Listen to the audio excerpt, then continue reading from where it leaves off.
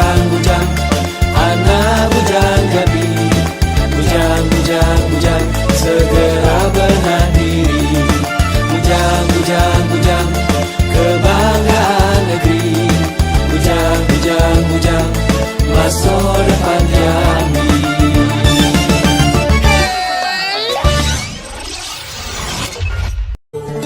Assalamualaikum warahmatullahi wabarakatuh. Alhamdulillahillazi arsala rasulahu bil huda wa dinil haq liyusirahu 'alad dini kullih wa kafa billahi shahida. Asyhadu an la ilaha illallah wahdahu la syarikalah wa asyhadu anna Muhammadan abduhu wa rasuluh la nabiyya ba'da. Allahumma shalli wa sallim ala sayyidina Muhammad wa ala alihi wa sahbihi ajma'in. Amma ba'du. Yang saya muliakan para tuan guru, alim ulama, imam, khatib dan bilal, para jemaah pengajian zuhur yang berbahagia, wabil khusus anak-anakku sekalian, santri santriyah yang dimuliakan Allah. Kembali kita melanjutkan tadabbur kita pada siang hari ini, meneruskan kajian-kajian yang sudah dilakukan oleh Ustadz kita sebelumnya dalam surah Al-A'raf. Hari ini sudah mencapai ayat ke-6. Namun sebelumnya kami coba ringkas apa yang sudah dituangkan dalam ayat-ayat mulai dari 1, 2, 3, 4 dan 5. Karena rangkumannya nanti ada di sini pada ayat yang ke-6 ini. Yang pertama, Allah mengatakan bahwasanya Dia Allah telah menurunkan kitab Al-Qur'an ini kepada Rasulullah Muhammad Rasulullah sallallahu alaihi wasallam. Dia Allah dalam pandangan mufassirin adalah yang maha agung, yang maha mulia, dan juga dia adalah maha luhur. Jadi dia maha azim, dia juga maha a'la, maha tinggi dan luhur, sehingga diturunkan kepada Rasulullah. Rasulullah juga adalah yang maha agung, maha luhur, dan maha mulia. Jadi Allah menurunkan Al-Quran ini kepada Rasulullah, dan Rasulullah menyampaikan kepada umatnya, siapa yang ingin menjadi orang yang agung, ingin menjadi orang yang tertinggi, dan ingin menjadi mulia, ikutlah Al-Quran ini. Karena dia turun dari yang maha agung, yang tiada tara, tiada duanya di dunia ini, yaitu Allah Subhanahu wa ta'ala. Nah, kemudian ayat berikutnya Allah juga mengatakan, memerintahkan pada kita, ittabi'u. Ini tegas sekali, yaitu ikutlah, jalanilah, turutlah. Jadi ittabi'u ini fi'il amar, ya, perintah. Artinya Allah sudah turunkan Al-Quran ini. Kalau tadi masih secara umum, siapa yang ingin mulia, ingin agung, ingin menjadi orang yang tertinggi dalam kehidupan kemanusiaan, tinggi peradabannya, tinggi budayanya, tinggi ilmunya, tinggi iman dan takwanya di hadapan Allah SWT, maka ikutlah, ittabi'u. Kalau sudah namanya ittabi'u perintah, berarti wajib kita mengikuti Al-Quran ini gitu. Tentu ketika kita mengikut sesuatu, bukan saja ikut-ikutan, tapi juga harus kita pelajari, kita pahami, kita hayati, dan kita amalkan. Itu maksudnya ittabi'u itu. Bagaikan kita mengikuti sebuah rambu-rambu lalu lintas. Kita harus mengerti dulu rambu ini maksudnya apa. Apakah perboden, larangan lewat? Apakah hijau, boleh lewat? Belok kiri kah, belok kanan? Artinya rambu-rambu itu kita pahami dulu. Kan tidak mungkin di lampu merah kita melihat rambu-rambu selonong men saja gitu. Tapi ada makna dari rambu-rambu itu yang harus kita pahami, baru kita bisa ikuti. Kalau tidak paham, apa yang harus kita ikuti? Nah, maka itu Al-Quran adalah merupakan imam. Salah satu pertanyaan malaikat nanti Munkar Nakir adalah ma imamuka, siapa imam kamu? Apakah Pak Imam sholat kita? Ustadz Kiai Haji Naim? Enggak. Apakah Ustadz Khairun Nas? Enggak. Jadi tanya nanti siapa imammu? Ma imamuka. Nah, tentu orang yang kita ikuti. Siapa yang kita ikuti? Ittabi'u, ikutlah kata Allah, turutlah. Inilah imam kita itu. Jadi bukan nanti bapak kita, mak kita, abang kita, saudara kita, atau bos kita tempat bekerja, kepala sekolah kita, guru kita, enggak. Imam kita kelak adalah Al-Quran ini.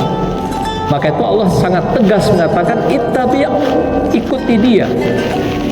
Nah, tapi dengan catatan ikut Al-Quran harus kita pahami dulu Al-Qurannya, baru bisa mengerti dan menghayati serta mengamalkan Al-Quran itu dalam kehidupan. Kalau tidak kita pahami, tidak mengerti, bagaimana kita mau mengikuti Al-Quran? Nah, begitulah kehidupan dunia ini yang sudah diperintahkan Allah, ikutlah. Jadi sesuatu yang kita ikuti harus kita pahami, baru kita bisa mengerti dan melaksanakan dalam kehidupan kita, agar dia betul-betul menjadi imam kita dalam kehidupan. Betul-betul dia menjadi bagian terdepan dari langkah kita. Karena kalau imam pasti di depan.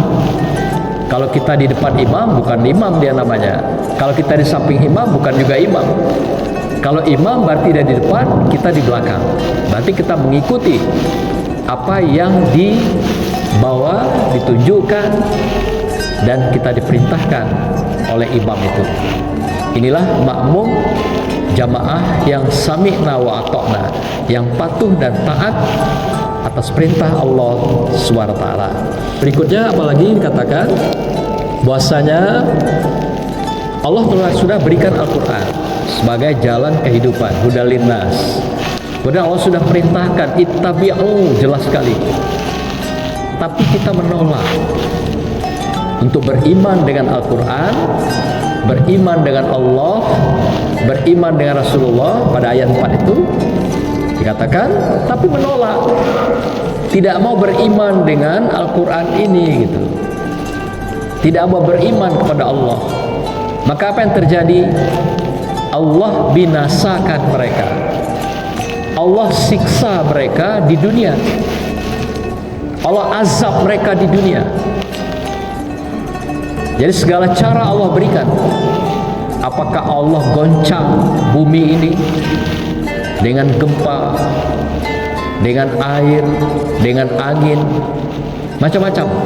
Atau Allah timpakan dari langit, Allah jatuhkan hujan batu, hujan badai, hujan salju, hujan yang tidak bisa dibendung oleh manusia. Inilah senjata-senjata Allah membinasakan manusia karena tidak mau beriman dengan Al-Quran ini. Inilah senjata Allah. Allah turunkan, Allah binasakan satu penduduk, satu kaum, satu generasi, gara-gara tidak mau beriman kepada Al-Quran dan beriman kepada Allah SWT. Allah sudah peringatkan, ini Al-Qurannya, Allah turunkan Rasulnya pada umat-umat yang sudah atau sebelumnya, tapi tetap saja ingkar. Malah ada yang memutarbalikkan kitab-kitab yang diberikan Allah itu sebelum-sebelumnya, ya, ada Taurat, ada Zabur, ada Injil, sampai Al-Quran. Ada yang diputar balik, diadu-adu isi kitab itu oleh mereka yang tidak bertanggung jawab. Allah sudah berikan, sudah peringatkan, sudah berikan Rasulnya, sudah turunkan para nabi, enggak juga mau ikut, enggak juga mau dengar, kupingnya ditutup, matanya ditutup, ya, kemudian hatinya pun ditutup untuk tidak mau merespon, tidak mau menerima ajaran Allah ini. Maka Allah langsung berikan sanksi di dunia ini maka Allah binasakan satu penduduk, satu kaum. Kita sudah dengar dalam sejarahnya bagaimana umat-umat terdahulu dihancurkan, dibinasakan oleh Allah SWT. Ada kaum Nabi Nuh yang membangkang dengan ajaran Allah, bahkan anaknya sendiri pun dan istrinya pun ditenggelamkan oleh lautan besar, oleh gelombang pasang, karena tidak mau beriman pada kitab yang diturunkan pada Nabi Nuh, sehingga mereka juga hancur sehancur-hancurnya. Turun lagi ke Nabi Lut yang mempraktekkan kehidupan LGBT. Mereka mencintai dan berhubungan seperti suami istri, sama-sama laki-laki, perempuan sama perempuan, yang dikenal dengan LGBT. Ayam saja tahu dia mana yang jantan, mana betina. Tidak tahu dia, sampai dia melakukan hubungan-hubungan, ikatan-perikatan, pernikahan laki-laki sama laki-laki, perempuan sama perempuan. Inilah dikatakan LGBT itu.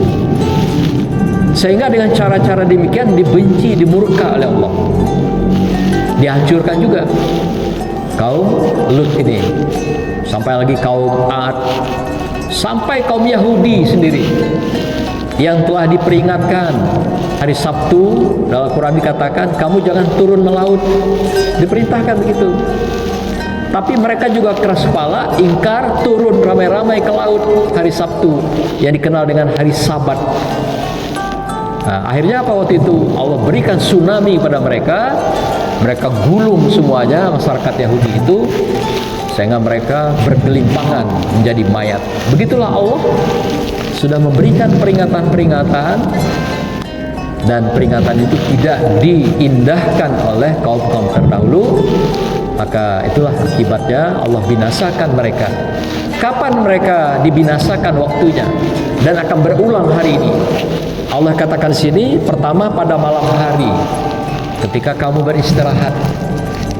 Hati-hati, ketika kita beristirahat malam, kita tidak tahu malam itu, mana tahu Allah goncang bumi ini. Maka itu kita disunahkan kalau tidur malam, bersiap-siap menuju kematian, mengambil wudu dalam keadaan bersih, barulah kita tidur malam itu. Kenapa? Karena malam itu kita akan menemui kematian. Tidur itu mati. Maka itu Rasulullah mensunahkan, bersihkan dirimu dan ambil dalam keadaan wudu, dan tidurlah malam itu dalam keadaan wudu. Sekiranya malam itu digoncang bumi ini oleh Allah, sekiranya malam itu nyawa kita diambil oleh Allah, kita sudah ikhlas dengan kesucian, dengan kefitrahan di hadapan Allah Subhanahu wa taala. Kemudian waktu yang kedua kapan? Waktu kita istirahat di siang hari. Kalau dikatakan oleh mufassirin, waktu istirahat itu kapan?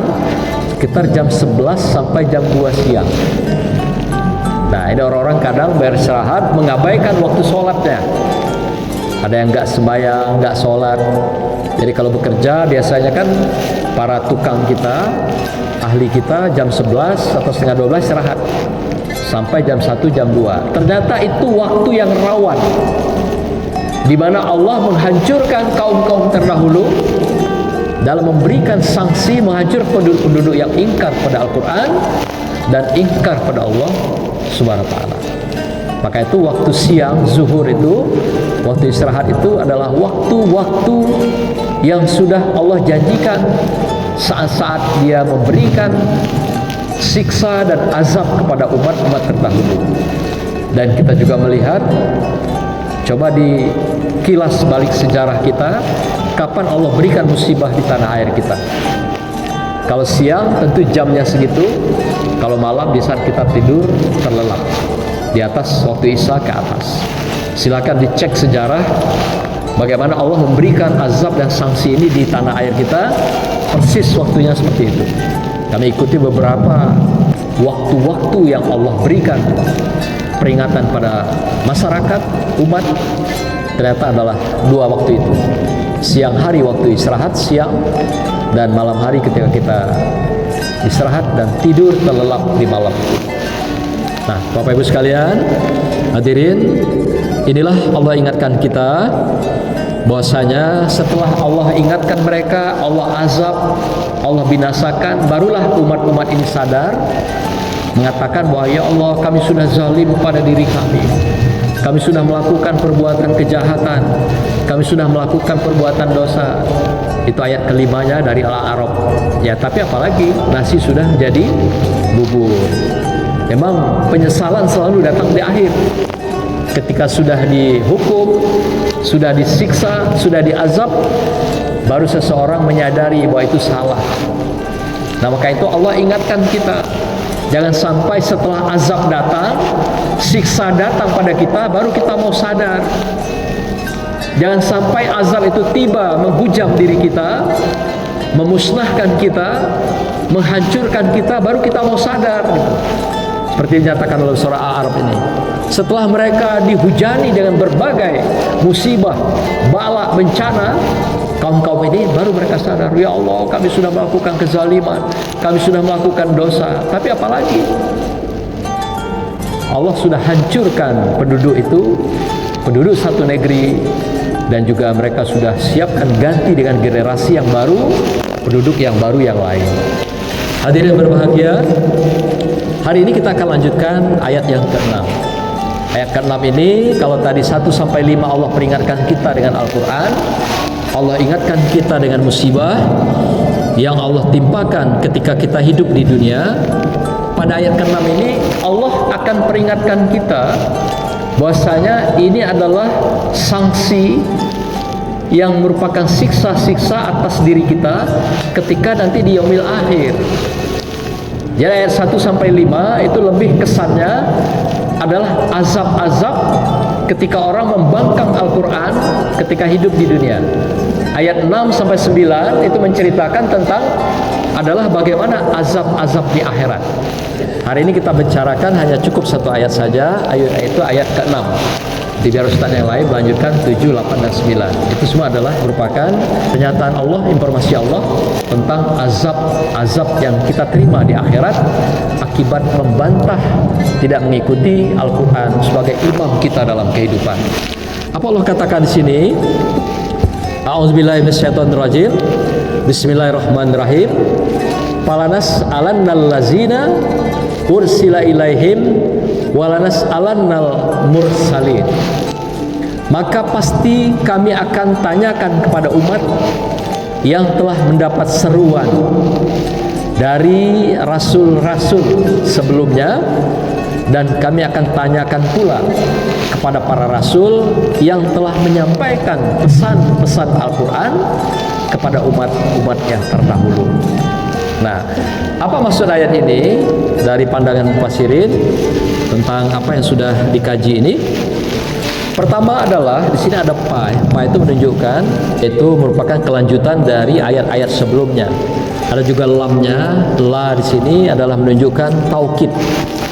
Taukid itu Allah bersumpah, pasti kata Allah. Jadi pasti adanya bahwasanya kamu nanti ketika di yaumil akhir, di akhirat akan ditanya oleh Allah. Para umat para rasul itu. Jadi mulai dari Rasul Adam alaihissalam nanti ditanya umat-umat ini. Apakah Allah bertanya ini Allah tidak paham dengan mereka? Enggak. Allah paham. Sangat mengerti. Tapi Allah mau cross check kebenaran kamu percaya keyakinan pada Allah SWT atau tidak. Ibaratkan kita bertanya, ada teman yang mau makan, kamu makan ya? Padahal kita tahu dia sudah makan gitu.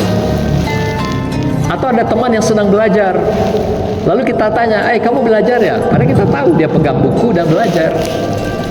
Atau anak-anak yang selagi tahfiz misalnya, lagi menghafal Quran, kamu menghafal Quran ya?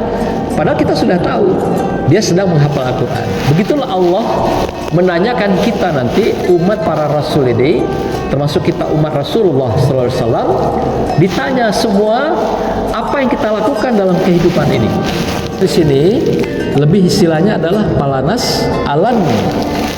Palanas alanna itu artinya Allah akan pasti menanyakan segala sesuatu yang berkenaan dengan apapun yang kita lakukan dalam kehidupan kita, sekecil apapun.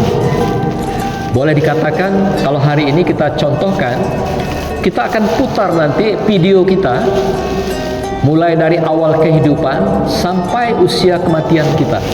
Diputar semua. Detik sekian kita berada dalam majelis taklim, sedang ngaji, sambil megang Quran, ngantuk-ngantuk dikit misalnya, ya, sambil pegang Quran, ngangguk-ngangguk, atau nyender di dinding misalnya, matanya mejam, kupingnya dengar, itu diputar semua nanti, ketahuan itu. Atau hadir di masjid sambil mendengarkan ceramah, kita ngangguk-ngangguk, matanya mejam, gitu. Itu diputar semua nanti, akan diperlihatkan. Maka itu kata-kata istilahnya kepala nas alanna, itu adalah kita akan mengungkapkan semua apa yang kita alami dalam kehidupan ini, dan itu pasti ditanya oleh Allah Subhanahu wa taala. Dan semua tubuh kita akan bicara. Kalau Yasin bilang itu apa? Al-yauma nakhtimu ala afwahihim wa tukallimuna aydihim tashhadu arjuluhum bima kanu yaksibun.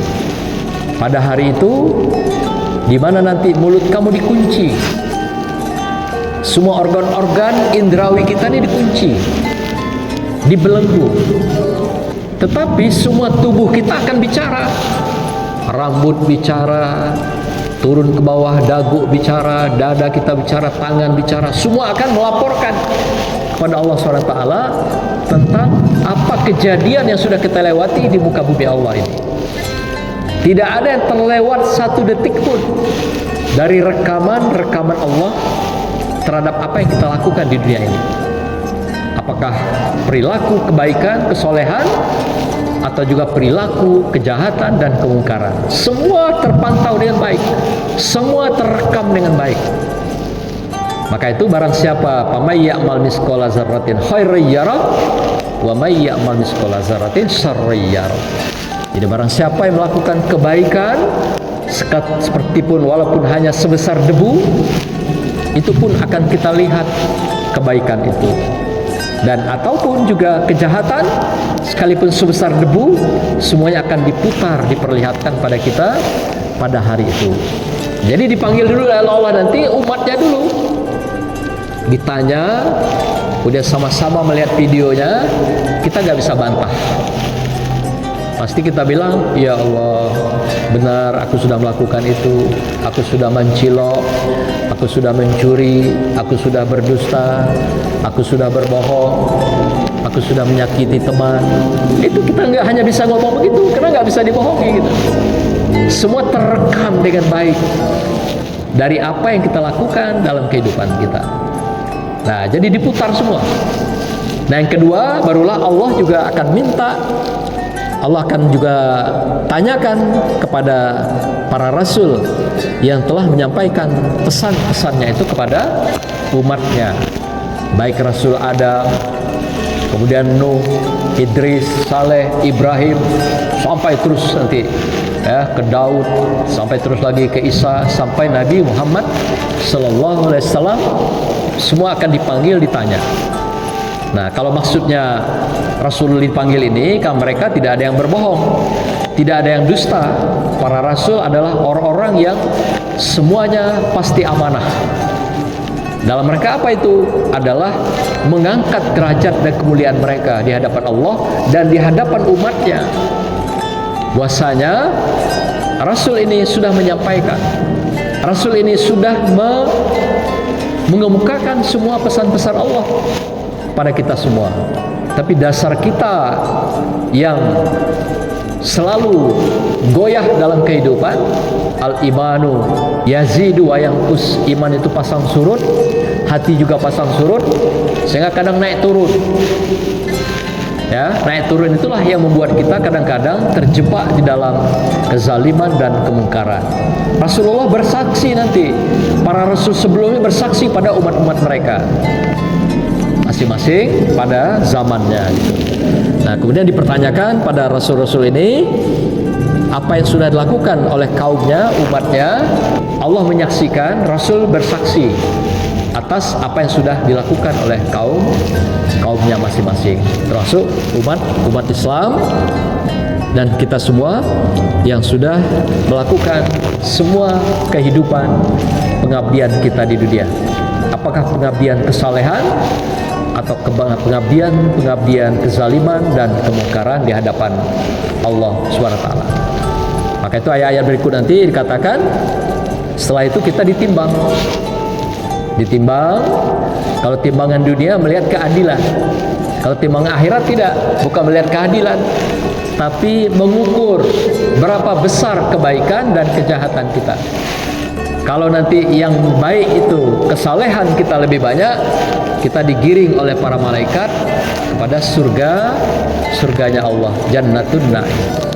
Tapi kalau maksiatnya lebih banyak, dalam timbangan itu kita digiring juga ramai-ramai ke neraka jahanam.